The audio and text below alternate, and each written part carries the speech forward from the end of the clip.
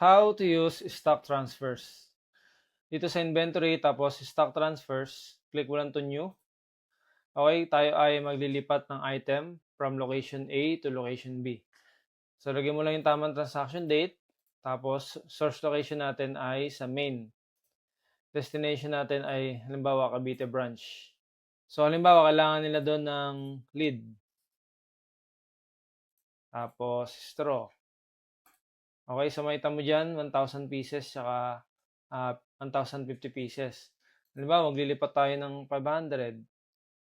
Ito naman, 550. Okay, save natin. Then yan. Meron tayo ditong history. Pagtingin natin sa inventory items, sa main, ayan, 500 na lang siya. Pagdating sa Cavite branch, so ayan, nadagdagan sila ng ito 550, ito 500. Tingnan natin. So ayan, stock transfer, 550. Yung isa naman, yung isa 500.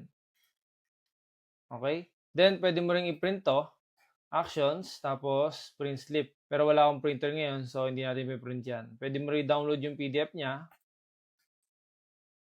So, ito yung ating PDF file. Okay? So, ganun lang kadali gamitin ang ating stock transfer feature ng Merchant Tree.